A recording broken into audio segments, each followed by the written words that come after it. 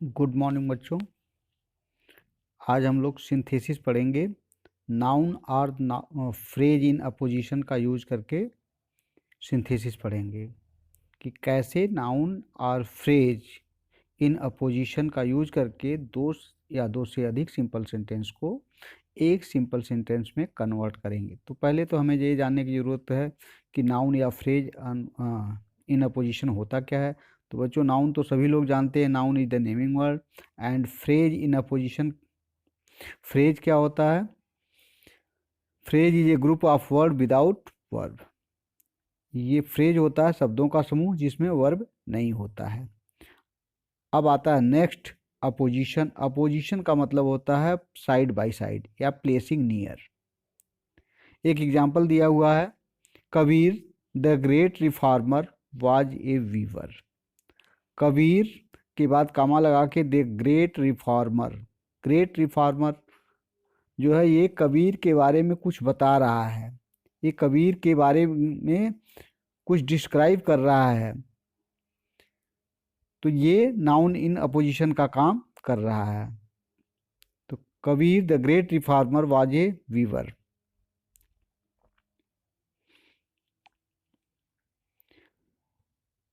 Opposition को यहाँ समझते हैं। Apposition means placing near. Rama our captain made 50 runs. Here we see the Rama and our captain are one and the same person. यहाँ पे हम देखते हैं रामा और आवर कैप्टन ये दोनों एक ही व्यक्ति के लिए आया हुआ है। Captain follows the noun Rama to explain it. जो आवर कैप्टन जो शब्द आए हैं ये रामा के विषय में बताने के लिए आए हैं। तो डिफिनीशन क्या होगी? When a noun follows another to describe it, the noun which follows is to be said in opposition to the noun which comes before it। यानी कि जब एक नाउन किसी दूसरे नाउन के विषय में बताने के लिए आता है, जैसे यहाँ पे आवर कैप्टन रामा के विषय में बताने के लिए आया हुआ है, तो जो नाउन बाद में आया हुआ है आवर कैप्टन, इसको हम नाउन इन अपोजिशन कहेंगे।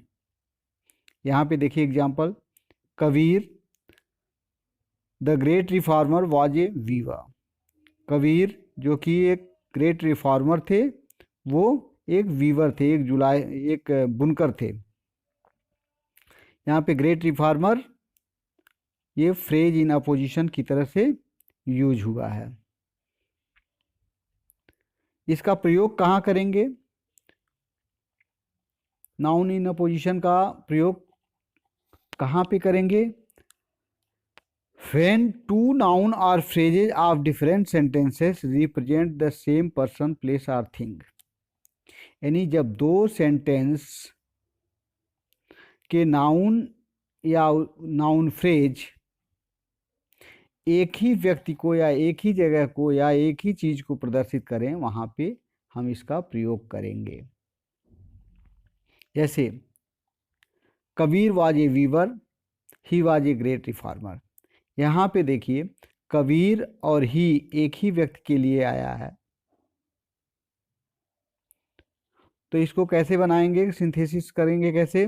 कबीर कामा लगा के ए वीवर, फिर कामा लगा के जहाँ से वर्ब शुरू होता है दूसरे वाक्य को हमने जोड़ दिया, वाज ए ग्रेट रिफॉर्मर। तो कबीर कौन थे? एक वीवर थे and was a great reformer. इसको ऐसे भी जोड़ सकते हैं, कबीर यहाँ से ए ग्रेट रिफॉर्मर जोड़ सकते हैं और यहाँ से हम वर्ब से आगे इसको जोड़ सकते हैं, वाज ए वीवर। तो Kabir a great reformer was a weaver, और Kabir a weaver was a great reformer. Next sentence, Kalidas was a famous Sanskrit poet, he wrote Shakuntalam.